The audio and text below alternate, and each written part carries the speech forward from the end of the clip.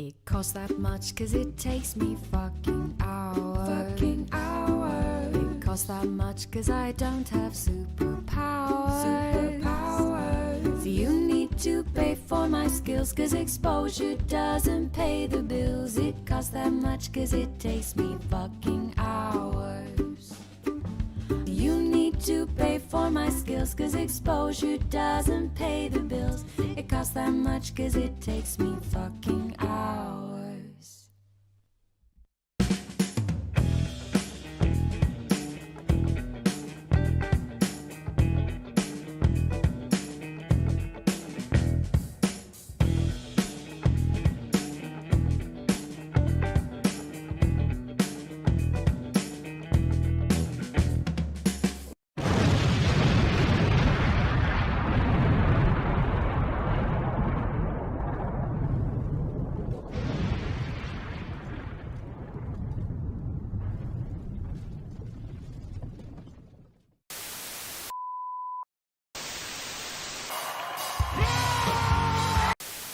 Shut up, bitch! We'll do it live. Okay. We'll do it live. Fuck it. Do it live. I'll write it and we'll do it live.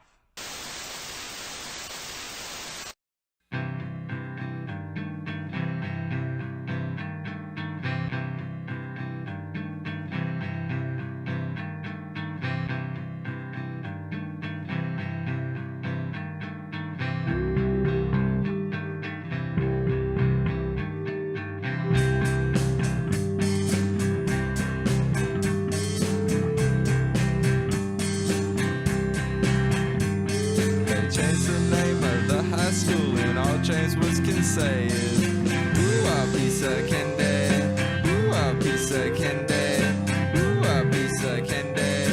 Ooh, I'll be second day. When a Bowen turned into a vampire, all James was can say was, ooh, I'll be second day. Ooh, I'll be second day. Ooh, I'll be second day. Ooh, I'll be second day. When he became Peter's best friend, they sat around the house and said, ooh, I'll be second day. Ooh, I'll be second day. Ooh, I'll be second day. Ooh, I'll be second day. And you know that James Woods practices lingerie well, but everything that he reads becomes real hard to spell. Everyone tries to help him, but the words just won't come out. There's only one thing he can think of, and it's what comes out his mouth.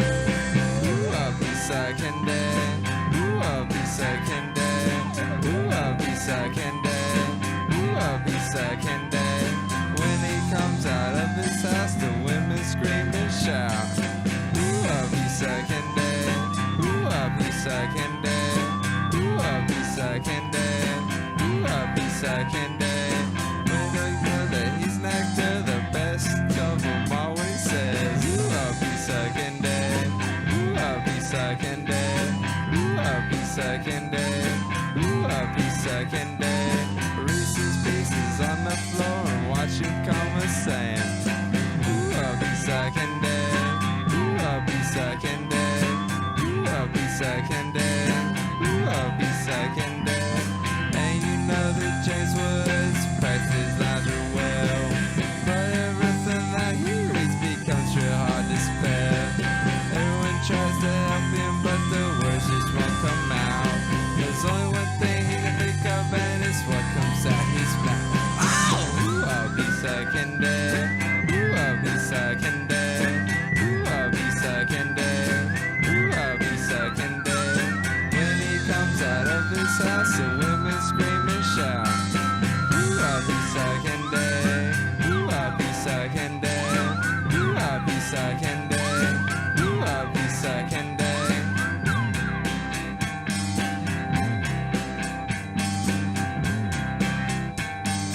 Ooh, I'll be second day.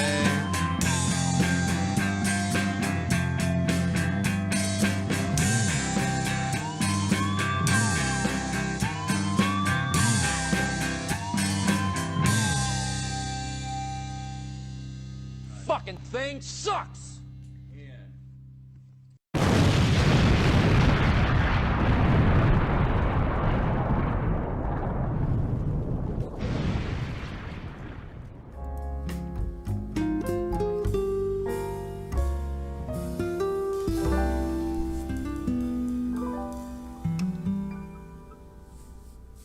That's my air guitar. I only do air acoustic. I don't do air electric. I think that's pretty pretentious. What? Hey, everybody. Hopefully, you're having a good evening tonight. I'm your Uncle Warren here, and we're back with Extra Bulla Live. We've got a great show for you tonight. I'm going to bring in somebody, a very familiar face here in just a moment. I'm pretty sure everybody here knows who this wonderful person is, but we'll bring her in just a second. First, I want to shout out the chat, everybody that showed up tonight. Good to see you. We got Gamer for Life. What's up, buddy? And Beast Bones, one of our producers. We got Miguel and Courtney L. Conover. Good to see you, Courtney. If you're new to these parts, if you don't mind, do the old like, share, and subscribe as we beat up this old man. Oh, the humanity. Oh, he deserves every one of those things. So yeah, like, share, and subscribe if you could, please, folks. Who else we got in here? I know I saw Willie in here. Good to see you. And Shake and Bacon. Shake and Bacon giving us some content on Saturday night's Secret Show there. So we're looking forward to more funny stuff from our friends up there in Canada. Right? We got Rick's here. Who else is here? Miss Brandy's here. Good to see you, Brandy. I think Shelly's here too. Shelly's starting to be a regular. We like that. You know what, Shelly? Hold your breath because you're about to turn blue. Ha! You see how we do that in the chat there? Chat jokes. Anyway, I think that's everybody right now. We'll just we'll shout them out as we come in. My guest tonight, of course, you know who she is. She is the host of KRTD's Whaat. I don't have the sound effects. Otherwise, I would have done it. I should have had that ready. Damn, so stupid. And she co-hosts with this moron on Saturday nights called The Secret Show. Some bullshit show. I can't remember what it is. Anyway, let's bring her in. It's Jimi Sunderland. Good to see you, doll. Look at you. They call me birthing person. Right? They call me baby maker. Ah! Because there's batter in the dadder. Oh, that's a good one. That's a dad joke. I like that. Oh, that was terrible. I'm sorry. We might be having some buffering issues. So if we kind of freeze up, we're still here. Hopefully the audio will be okay. No. But no. Just it kind of does a little dippity-doo every once in a while. So I think we'll be fine. So I always like to put that out there. Just in case, cover the bases. CYA, you know what I mean? The old cover your ass. So we're like, what's this thing buffering, dude? All I see is the dude. I'm like, I already told you. Yep. So then now you get a bunch of L's in the comment. Yeah. Mm-hmm. Hey, Kim's here. Kim's one of my New York peeps here. What's up, Kim? Long time no see. How you doing, doll? Good to see you. So, before we get things started here, Jimmy, I just want to make an announcement. So last night, yeah, exactly, Miguel, the old, dirt. Oh no. Wait a minute. I think I did something wrong. Let's see if we can do that again. There we go. So last night, I was on Keaton and Russell's show, Due Dissidence, and we kind of got a little running bit going about me running for president here. So, and we kind of talked about this on Saturday night too. I'm giving out cabinet positions like Joe Biden's handing out hair sniffs. So, but part of the thing was I mentioned that I was going to write a book as part of my campaign, and so I just want everybody to see the finished product. It's going to be coming out 420, Don't Smoke My Crack, and Other Political Musings in the 21st Century by Extra Bulla. And of course, it is part of Oprah's book club, whether she likes it or not. It's available for April 20th at all abandoned strip malls and closed down Blockbuster video locations. So be sure to grab a copy.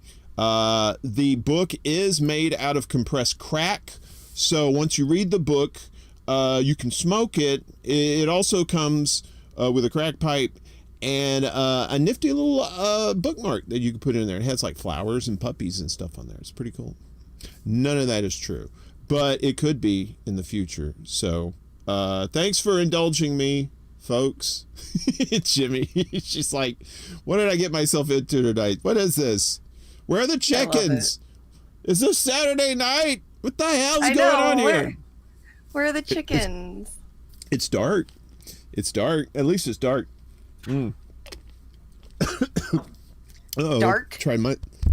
Where are you? Oh, yeah, that's right. You're East Coast. I'm like, it's not dark. It's still light outside for me. Yeah, it's like still 5 o'clock over there. Sun don't go down there to like 9, I think, right? It goes down. It takes a while. Yeah.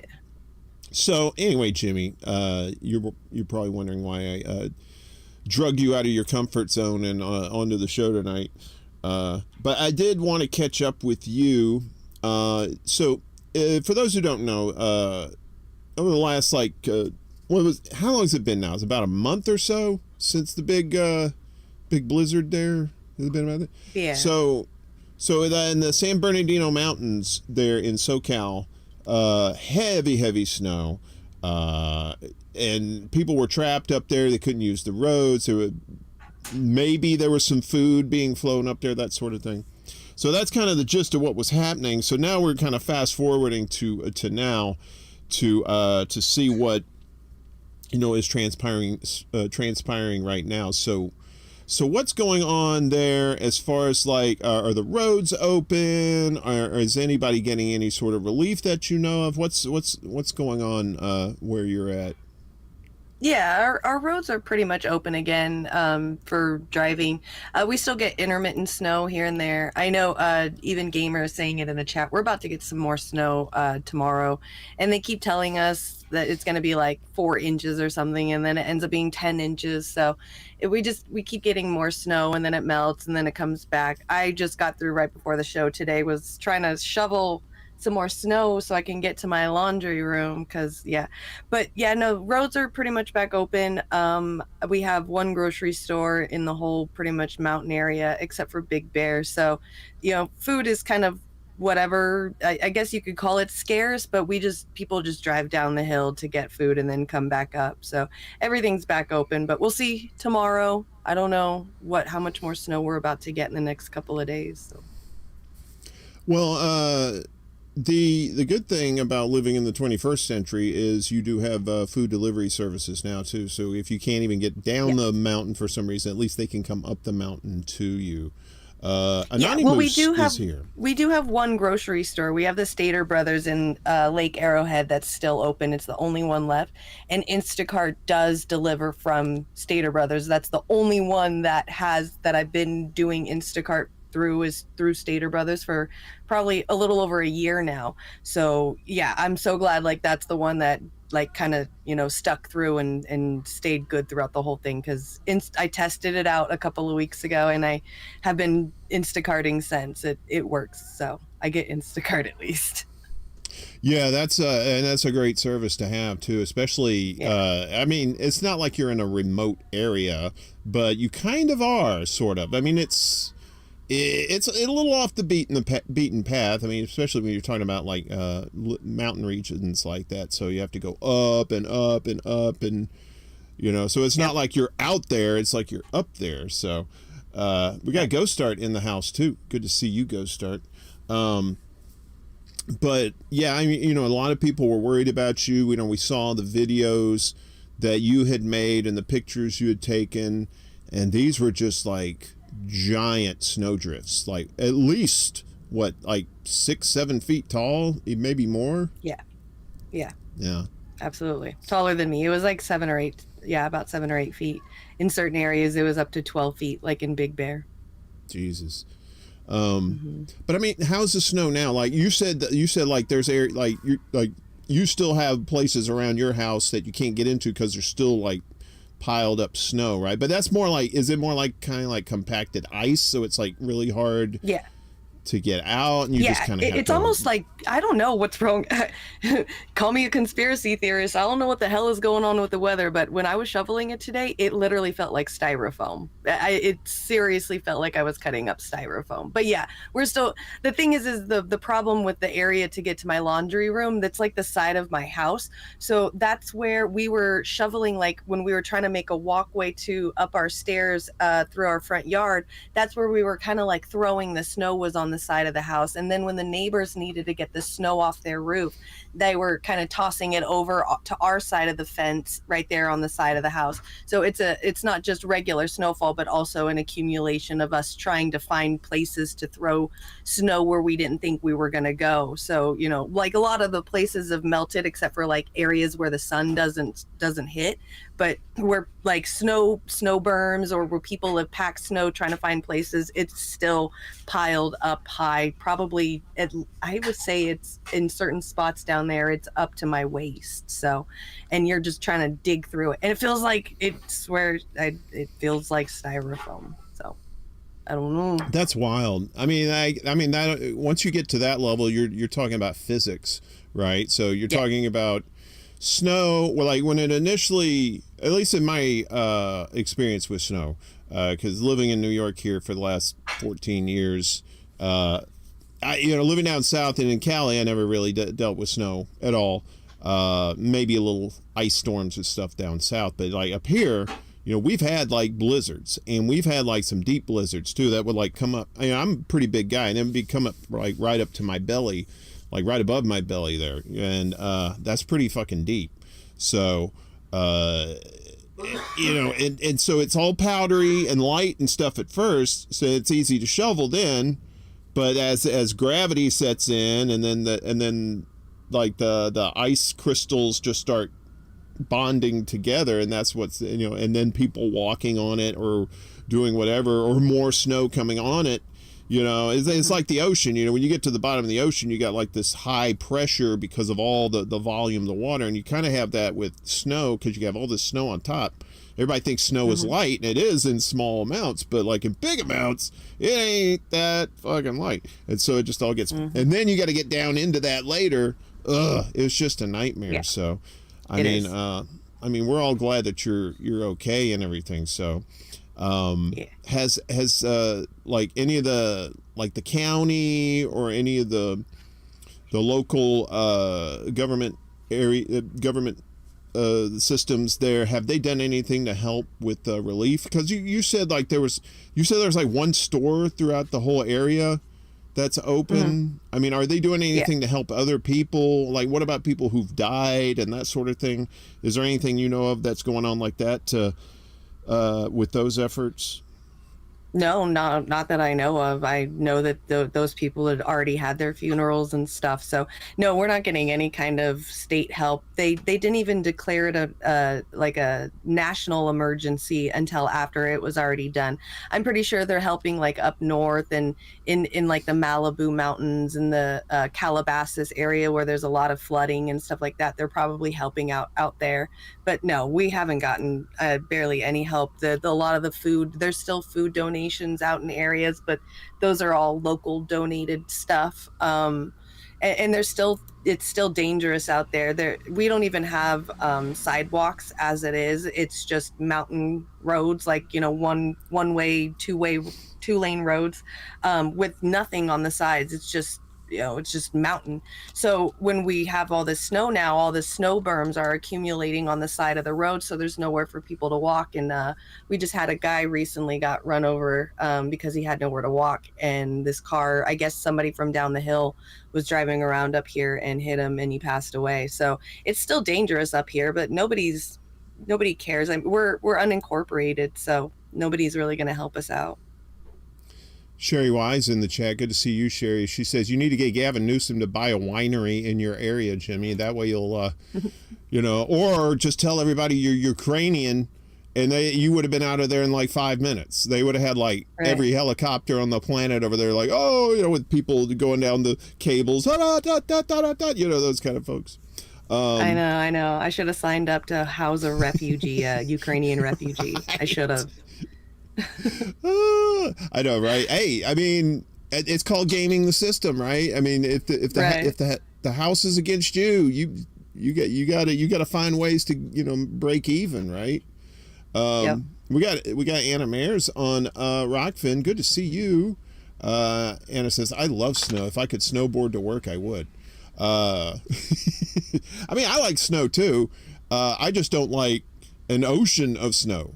Particularly like deep snow. That, you and I have talked about our fears of like deep water, like the ocean, and just like outer space, and just like these vastness stuff like that. And I kind of liken that to like snow, like that too, because that's scary too. If you go somewhere in a remote area of the mountains, right, that's rarely tread upon or anything, and there's like some giant snowfall, you could be walking on snow that's like 20 feet deep, and you're and you don't know if you're going to go into the thing, or if you're going to end up in an avalanche or something like that. That's some very pretty scary shit. So yeah, that's how it was out here too. Like walking on the streets to get to the snow, you're like 4 or 5 feet above the actual road walking on ice.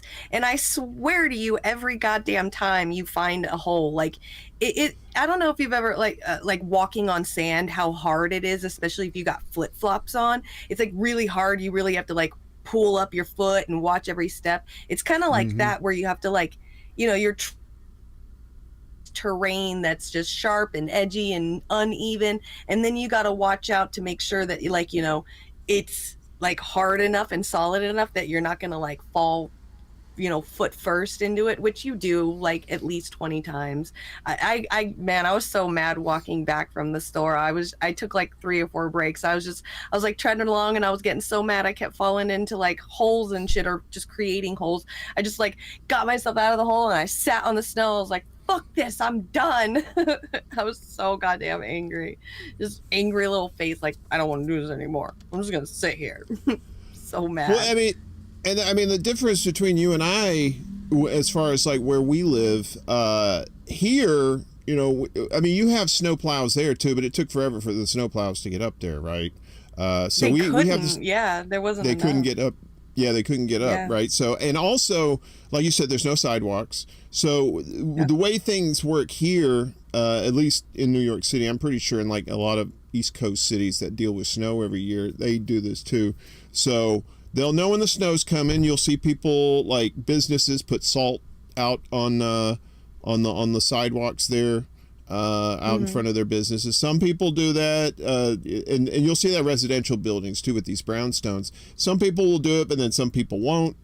And so they really know how to really take care of the snow like that. And I'm not saying they don't in California. It's just like, but that much snow, that particular snow was like a once in a 50 year, or how when was the last time it was like the 70s or something, the last time you had that much snow, 1978, right? Yeah. The old man that's like 3 doors down told me he's been living out here his entire life. He's like probably in his 80s or 90s. He came over to make sure we were doing okay too. And I asked him, I said, you've been out here your whole life. When was the last time you've seen snow like this? And he said 1978, 79 was the last time he saw something like this.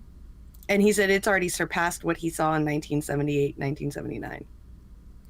Look at Anna Mayers. Anna Mayers, you just spoil us rotten here. She tipped $20 for a snowshoe fund. So yay! Because mine are running low. Like, they are dying. My snow boots are horrible. They're so bad right now.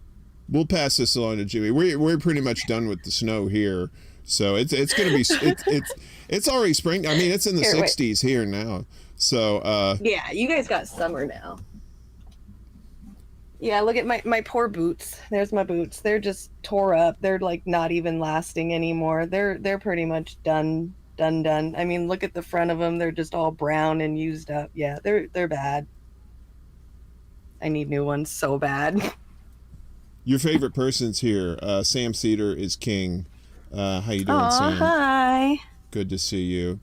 Funny story about Sam. Sam pops up and thought he was going to troll us, and then we ended up being nice to him, and now he sticks around. So, I don't know. Trolls. They, whoever they are, we're just glad to have more eclectic folks in the family. So good to see you, Sam. That's Hope right. everything is good That's with right. you. So, well, I'm sorry about the booties there, because you said like a lot of your stuff was like under snow. Like you had it out on the deck or something, and a lot of it was under snow that you like knit caps and stuff like that. And you had like kind of like minimal, you had like minimal things to wear. Well, That's because normally crazy. I've always had this like big giant basket thing that I've kept all of my gloves and my beanies and any kind of winter stuff like scarves and stuff all inside of that. And I put it under my living room table and it kind of sticks in that corner little spot and it stays there throughout the year until wintertime when, you know, the kid needs it to go to school or something. She knows where it's at. And I've been watching my sister's dog and he recently peed on it, or he peed on it back in like December. So I took it outside and I was going to take it down to the laundry room before and wash it all and wash everything and all that so I could be ready for the storm that was coming. But I had a lot of laundry I needed to do before the storm came. So like the first 2 or 3 days of the snow, I was like shoveling a path down to the laundry room, doing laundry, like trying to get as much laundry as I could done. And I just ran out of time. Like that one night, the big snow came. I got super overwhelmed. I couldn't get to the laundry room anymore. And so that basket of stuff was just still sitting outside and it ended up getting snowed all over and I couldn't salvage any of it right now, or any of it. It's still sitting outside right now waiting for me to be able to wash it. So I was like bare minimum of what I had. I was out there shoveling snow in like 2 pairs of pajama pants, my one beanie hat, like that little Russian spy kitty hat that I have, and like a couple of robes, and then those boots, which is crazy because those boots were fucked up. They've been sitting outside out on my back deck for like the whole summer, fall, and winter. I brought those in just to be like, you know, they were like the just in case shoes because I don't have any shoes whatsoever. I have Vans, that's it. And so I brought those in and I guess they cleaned up kind of nice. And Dodger, my sister's dog, decided to pee on my Vans. So that's all I have now are my snow boots that have been sitting outside for a year. It's crazy. This made me not prepared at all. It was everything that could go wrong went wrong. I was like in the 3rd dimension of hell for 2 weeks. Rick in the chat making a dad joke. He said, instead of OnlyFans, it's only Vans. It's only Vans. the Vans, and he put a little shoe up there. I thought that was funny. Nice. Anna says, "Oh my God, you must have been freezing." Well, you're kind of cold natured anyway, right? And then you're just surrounded by ice out there, just shoveling away. You poor thing. Yeah. Well, no, that's the weird thing because when you shovel, if you've ever shoveled snow, you're like sweating. So by the time you're done shoveling, like 3 layers that you had on plus your beanie is sitting right there on the side waiting for you to take it all in because you're just sweating. So it's hot. It's cold. Of course, it's freezing outside, but it gets hot shoveling. And I've got a great heater, so I got very lucky. I just kept that heater on the entire time. I used to work at Trader Joe's, representing with the old OG shirt, and so I would, so I'd save money instead of taking the train. I'd ride my bike to work, and it was a good like 3 or 4 miles away, something like that. The way I'd go, it usually take me about 30 minutes to get there, right? And I would go on those chilly, like it'd be snow outside, and it'd be like 20 degrees out there, and you're right. But I'd wear this stuff. This heat tech stuff that I got from Uniqlo, and you put it on and it just really like keeps the heat in. You don't lose any heat. So I'm sitting there pedaling, and by the time I get to work, I'm sweating like a hoe in church. All right. Because it just trapped in all that heat, and you got all that kinetic energy, and you're just moving and moving and moving and moving. It was so great, and it was just like you get that cardiovascular when you thing. So you get to work. You think you'd be tired when you got to work, but you feel energetic. It was really cool. It just felt so good, like bicycling in that cold weather. I mean, the hot summer, nah, forget it. That was just like uh, I just want to die. That kind of thing. Yeah. So let's I want to pivot for just a moment. So Okay. hopefully I can segue here pretty well. But so when were you able to still do your show when all that was going down? I mean, did you lose power at any point? You said that you did, right? And or maybe that you had your generator was out of gas. What was the deal with that? Yeah. I tried to do my show, but there was like one of the days I couldn't do my show, which started like not being able to do the show consistently. Was I was trying to do the show, but we had no electricity, and I wanted to get out to the generator, but the generator was under a bunch of snow, so there was just no way for me to do it. And now recently too, I think it was like one of the days this week or last week, I couldn't do my show because the generator, I guess it's been under that snow for so long that it was so cold that I couldn't yank on the thing. So, and I didn't want to, flood the engine, so I just let it be. But yeah, I couldn't do my show.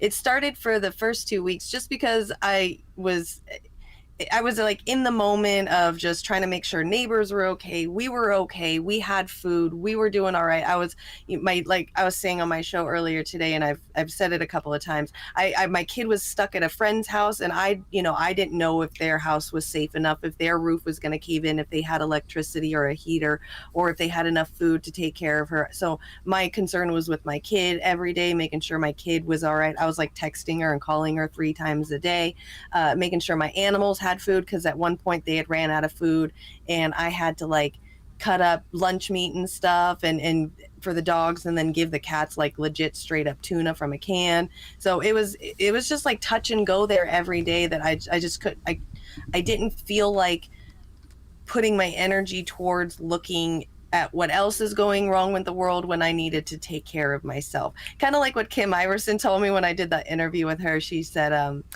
Jimmy, your name is Jimmy Saves World. How are you going to save the world when you need to take care and save yourself first? And she was absolutely right. So that's what I did, is I was just making sure that, me and my family and my pets and my neighbors and my community was okay first before I concerned myself about myself again. Yeah, that's right. You were on the Kim Iverson show too, and you guys got approached by the local media out there too about what was going on, which was kind of messed up because they weren't letting anybody up the mountain, but they let the press up the mountain. Right? Yeah, no, our little community was super mad. There's we have these Facebook groups up here that all of us are on. And they were sending pictures through those Facebook groups of ABC 7's news van at the grocery store where the roof collapsed with no snow chains on the tires. So I don't understand how people that were living here couldn't get up here to make sure that their house was okay, but ABC 7 can come up here, park right next to the grocery store that just collapsed with no snow chains on. That's a big no-go. If you're gonna come up here, you at least put the fucking snow chains on. That's number one up here. Police will stop you for that. But no, not them. They can get their 30 seconds, whatever sound bites or whatever video bites that they need, and then get going.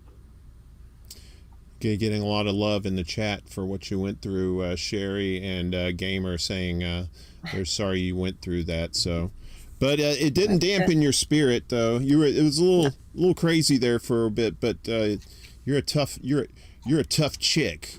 So and you made it through with flying colors. So let's talk. Like I said, I wanted to talk about your show, and that's why I was mentioning if you were able to do the show or not while you were doing that. So your show is called Whaat on KRTD. I've been a guest on there before. I know Willie's been on there before. Our buddy Willie Bragg, who's in the chat right now. So make sure you go to his channel and subscribe Sherry to Willie. Well. He also Sherry too. Sherry's one of your Friday folks, right? And you talk business on there. What do y'all talk about? Yeah, pretty much economics. I think we try to find something that has to do with the now news and then bring economics and MMT into it. So me and her have always wanted to do a show together. Kind of back, actually, we were one of the first people to talk about wanting to do a show of like an older generation and a younger generation, like a boomer and a millennial doing a show together. So now we kind of get to we haven't figured out how to do that part yet, except for when we talk about the economics, because she can talk from her perspective of her time, and then I can talk about how the perspective of mine is with her knowledge of MMT and economics. So she's awesome. She's a really intelligent, amazingly intelligent woman who's usually shunned by the MMT community because she's a microeconomics economicist instead of a macroeconomic person, which most of the MMTers are. So that's why I love her, because she gets into the nitty gritty of things instead of looking at the bigger picture of economics, which we all can see if you just look at it. Now let's talk about your show. So you have that element. I think Willie is one of your regular that comes on, like, what's he coming, like once a month or something like that? Once a month, yeah. Yeah. And yeah, we then, do a little trade off. Oh yeah, that's right. Because you were on his show last night. Yeah, last night. Mm-hmm. So Yeah. I was able to catch that too. It was perfect timing too, because I just got done with Due Dissidence, and I think you guys had just started. So I was like, all the stars are aligning. You know, it was great. But for those who haven't seen your show, so your show comes on. It's a Monday through Friday show, 1 p.m. Pacific, 4 o'clock here on the East Coast. So what are some of the things that you talk about on the show? What are the things you try to focus on? I mean, is it just kind of like a news of the day thing, or is it just like something that you get a bee in your bonnet and you want to talk about it? I mean, what's the show about? Yeah, I think it's just a mismatch of all of that. I like to look at and see, you know, what news. I want to look for more impactful news, things where people can actually see what's going on in the world, look at the bigger perspective of things, so we can kind of see through a different eye of how to see what's going on in the world. Sometimes I like to throw mainstream media news on there so we can kind of nitpick at the little buzzwords that they use to manipulate us regular people.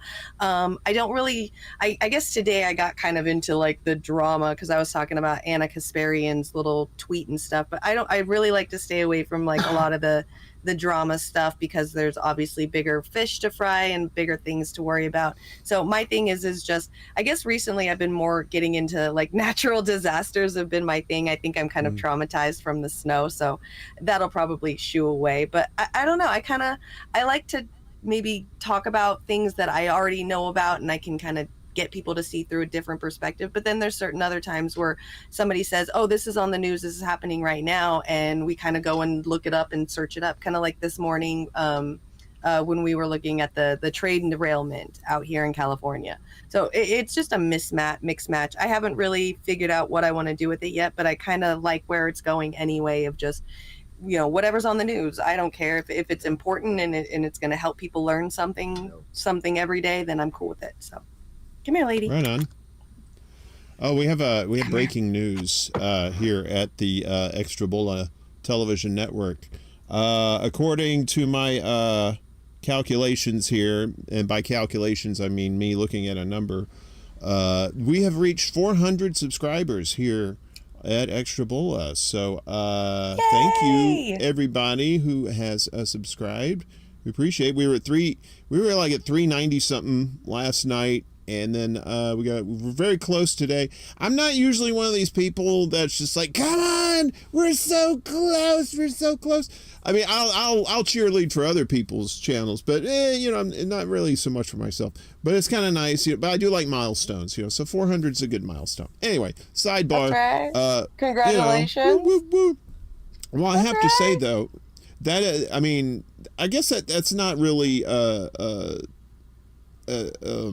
random thing to say, because you are also the co-host of the Secret Show on Saturday nights at midnight, which is totally different from this show, right? So this show is basically your garden variety, just interview, conversation type show. We'll throw some little sillies in every once in a while, but the Secret Show is just buck wild, right? We've talked about just anything and everything on that show. So, and you've been now. I originally started that show by myself, and I said, you know what, this show is no good by myself.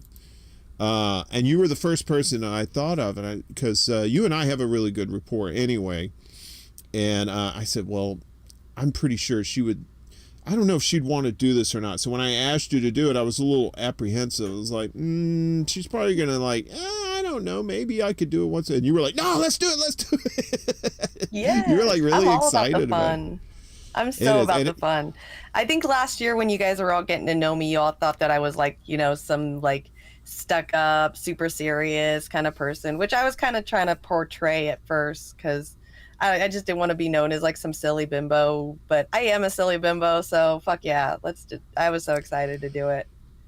You're silly, but you're not a bimbo. You're you're a very very intelligent person. And my old man used to tell me, he used to say, son, make sure you surround yourself with intelligent people. He said, I'm not saying you're stupid or anything, but you can always learn more. So I always took that to heart. Right. So you're one of the intelligent people I surround myself with. So, and I said, well, I got to do a show with her too. And so we started initially it was on Friday and Saturday nights. But then we just decided to do it on Saturday nights. I think because more people were watching then. Friday nights was kind of like a date night thing. And not a lot of people were watching, that sort of thing. I don't know what was the situation was with that. But we settled on Saturday night every week, right after the shows that are usually on in the early evening, like Political Matrix, Beauty and the Boomer. We're like kind of like the nightcap after those shows. And I did that show when the first show I did. It was just me. I said, you know what? I just want to get on here and just rant about something. I don't really, I just want to just talk mindlessly to people and maybe they'll watch. And that's what happened. We just started talking about random shit. I'd start talking with the chat. And then you would come on to get as just like kind of as a guest. And then we said, fuck it, we're going to make you permanent. And then we put you on there. So, and now you're myself. No, you proved yourself. I proved myself. It's a testament to me that you're still around, so I must be doing something right. So I haven't chased you off yet. No way. You guys are all in the in crowd. I'm still the newbie around here. That's right, Anna. We all need a smash room. Wait, what's that mean? A smash room? Wait a minute. I know what smash means. That does. Wait a minute. That means something else. Anyway. Boy, did it get hot like in here.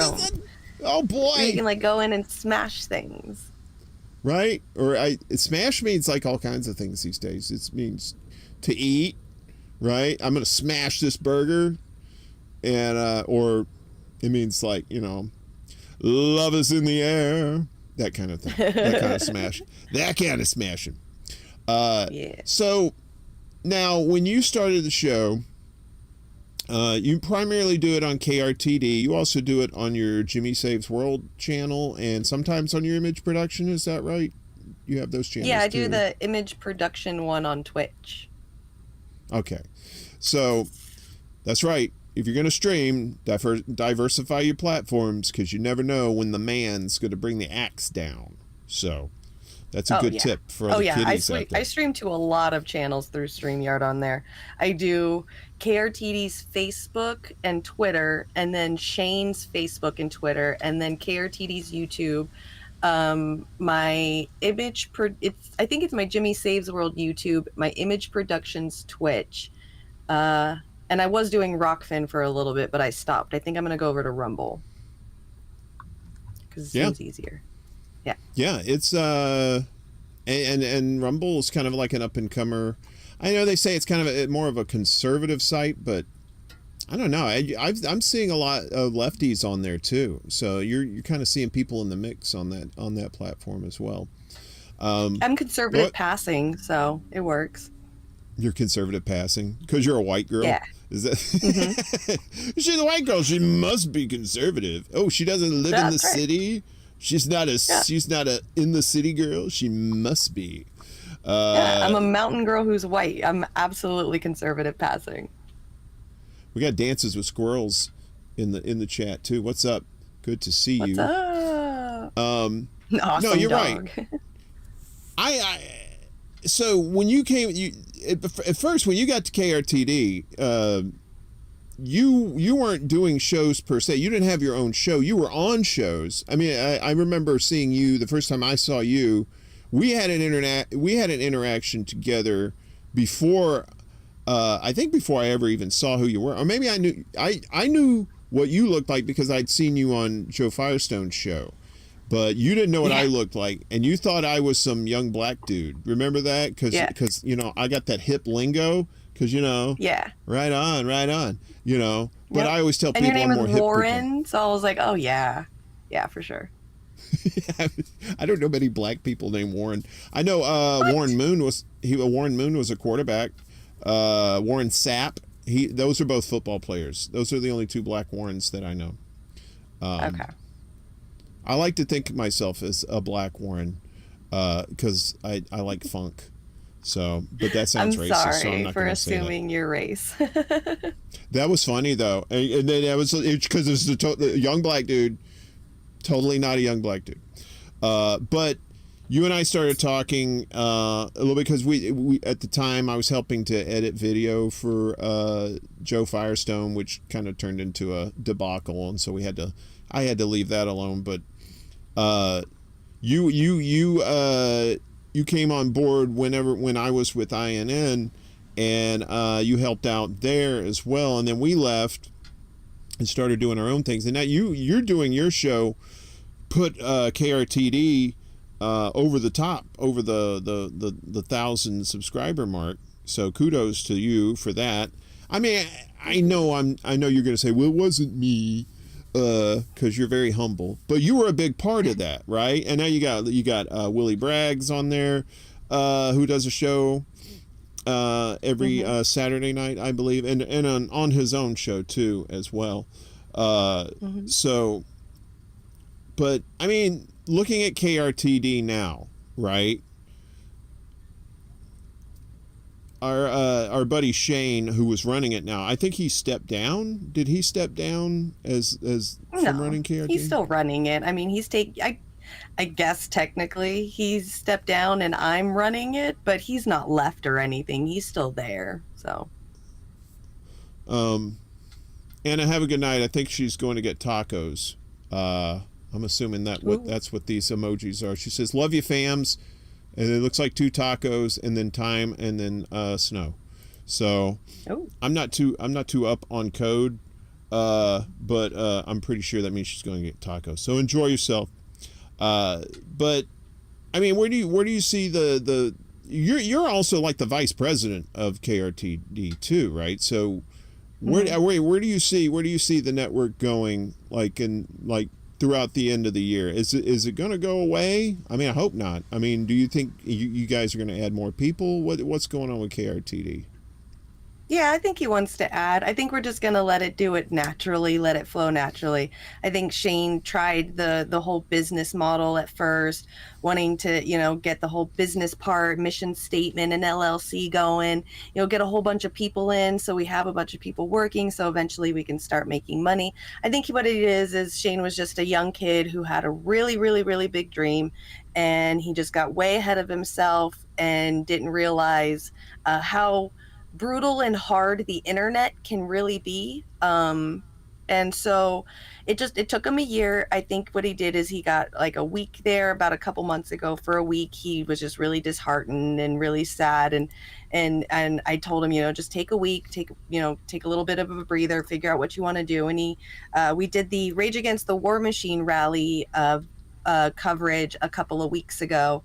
And it ended up getting us like 22,000 views on just that video alone, which was a lot of fun. It was crazy. It was wild. I got really, really baked.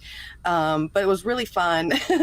And Shane called me right after the show, and I think he just got the fire lit underneath him after that, was like, all right, that's really, he was like really, appreciative of that happening, and really was like excited about it.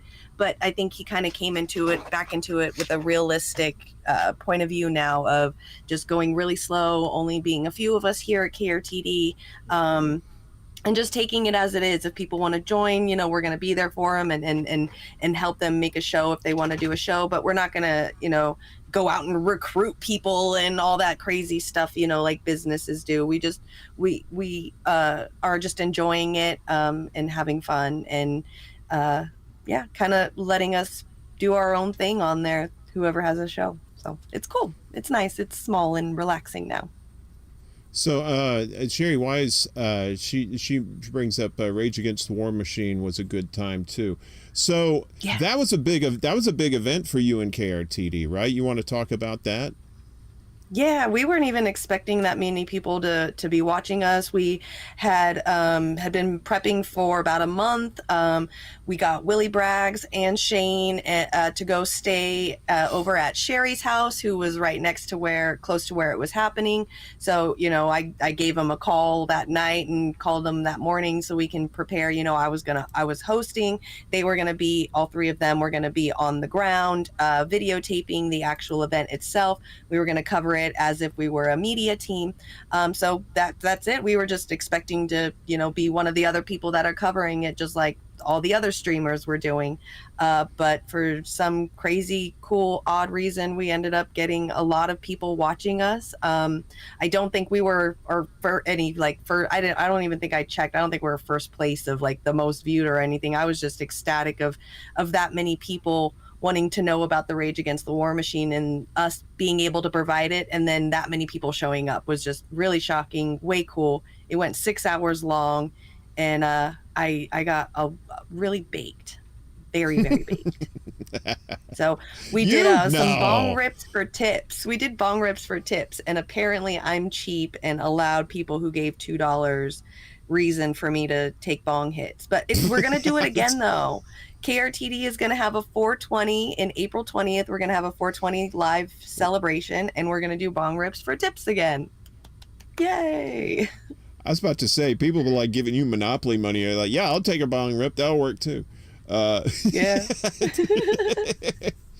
I mean, I'll take it, I guess. For those who don't know, Jimmy loves weed. I love weed too. So, but you're in SoCal too. So it's like, and you got the really good herb down there too. So, yeah. It's wild. That was another thing too. Going back to the snowstorm thing, like, weren't the dispensaries? They were like, you don't have dispensaries up in the mountains, or you'd have to go into the city, right down the bottom of the mountain. So yeah. How did you were stocked up though? You didn't run out of you almost ran out of flour, right? Or did you run out of flour? You ran out of flour?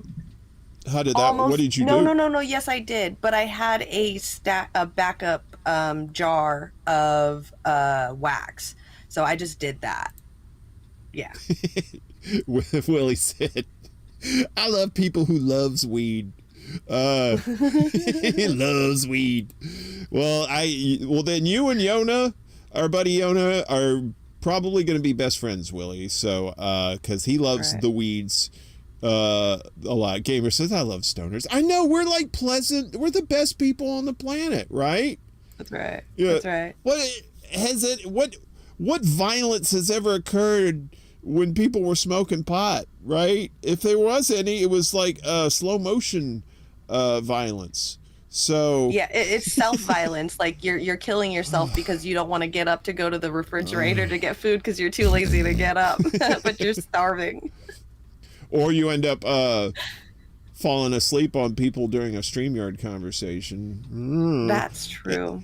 You do that for sure. Yeah, so, but I know, right? I mean, we got it here now, and it's just so weird. I always tell people it's just so weird buying weed with a debit card, because I'm just so used to like going to the train station and finding the secret hidey spot, and then we do the switch and then that kind of thing. And now it's just like you go up to the thing and you're like, hey, how you doing there? All right, doot, doot. Now, let's see what you got here. And it's I mean, don't get me wrong, I'm very grateful for it, because I like not if there is one thing I like that almost as much as weed is being able to get weed easily.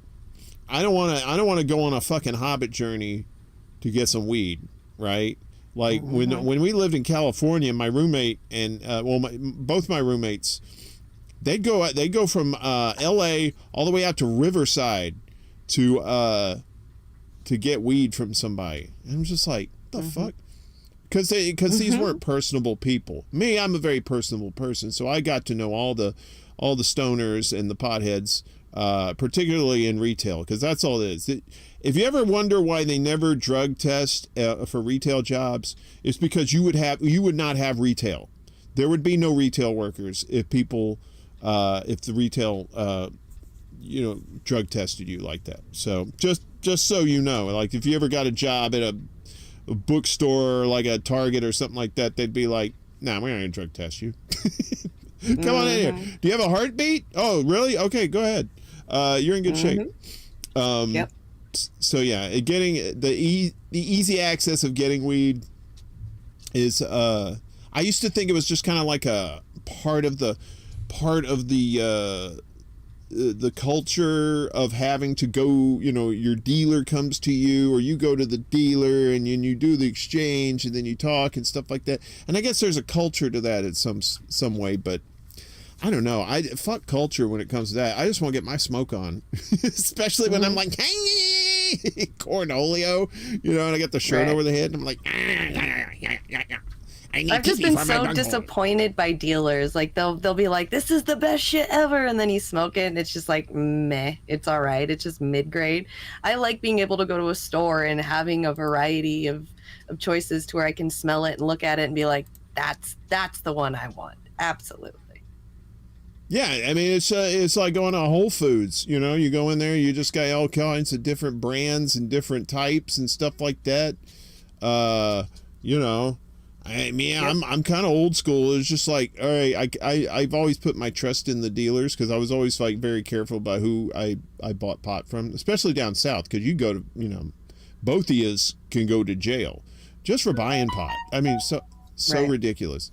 But so I always trust the guys, and they'd always give me good stuff. I never got a bad deal from anybody, but I never got a chance to actually learn about like the different strains and stuff like that. I mean, I know about sativa and indica and like the balance, what sativa's head high and indica's body high, indicouch, that sort of thing. But that's like, different brands and like, some shit called Cocoa Krispies. I'm like, what is this, cereal? I said, no, you smoke it. I'm like, what the fuck, man? You calling it Cocoa?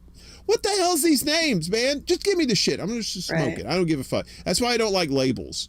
Okay, in anything. Although on jars of stuff, I want labels because I don't know what the fuck's in there. Other than that, I don't want labels. But anyway, that's a story for another day. But we gotta get you out of here because it's the top of the hour, dear. We went a long time talking. So, and without showing silly videos or anything like that, it was just you and I. I know. So I know. Yeah. I like this. We knew we could do it. What are you talking about? We do this regularly. Come on now. Right, but you said you were like a little nervous before. I hate talking about myself, and I thought you were going to show my video of me on Kim Iverson's show, so I was like super nervous of watching myself. Nah, we ain't gonna do that bullshit. Okay. I mean, it's not the show. The clip is not bullshit. It's just like, people. Yeah, I don't want to see it either. So. If people want to see Jimmy on Kim Iverson's show, it's Kim's on Rumble, right? She's on Rumble. So just I can't remember what show it was, but there was what was it like 3 weeks ago? Was it something like that? 2 weeks ago? Yeah, do you remember when that about was? 2 or 3 weeks ago, I think. Yeah. Yeah. So Jimmy's in the mix in there, and she did a really good job on there too. I thought that was a lot of good information that you was giving about what was going on up there. So you've missed your calling as a reporter. So, you still got, you never know. Hey, yeah, I mean, you can start a reporter at any age.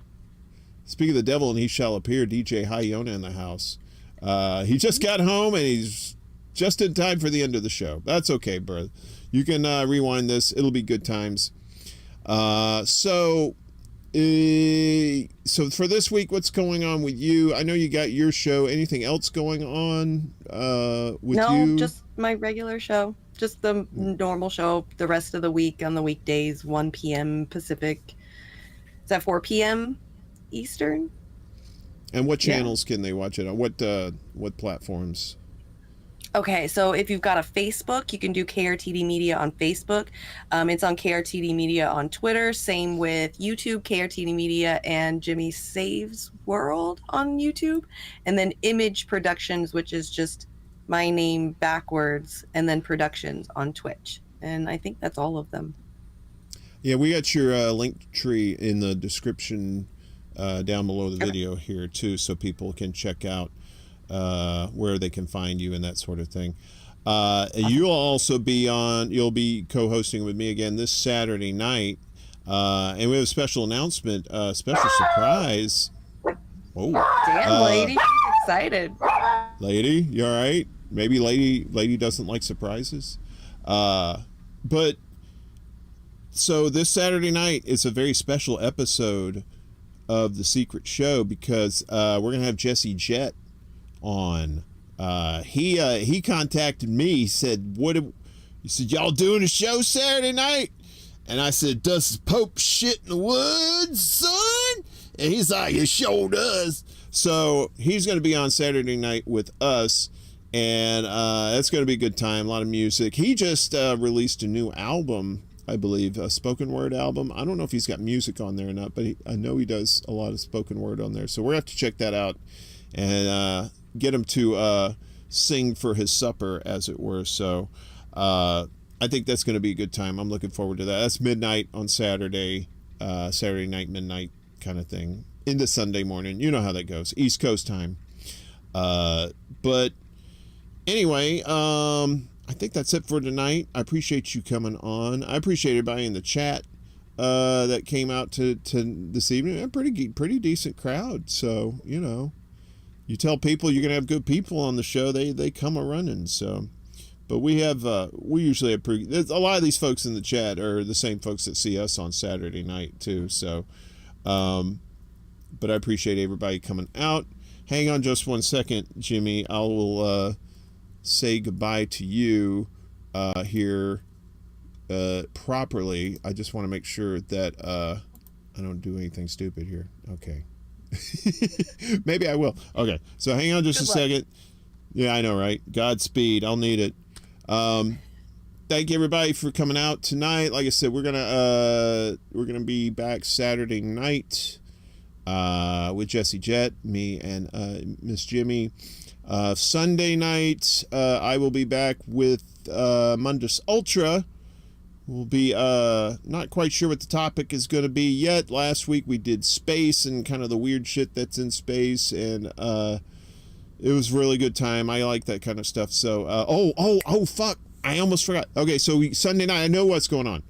So we're going to talk about the weird shit that's in the Bible. And it's going to be a good one. It's going to be a long one. Marcus Cage from the Political Matrix is going to be joining me Sunday evening. I'm not quite sure what time yet. Just check out Mundus, M-U-N-D-U-S, Ultra, U-L-T-R-A, on YouTube, and like, share, and subscribe to that, please. We're gonna have a great show. I want to say it's gonna be around 5 p.m. Eastern time, but you'll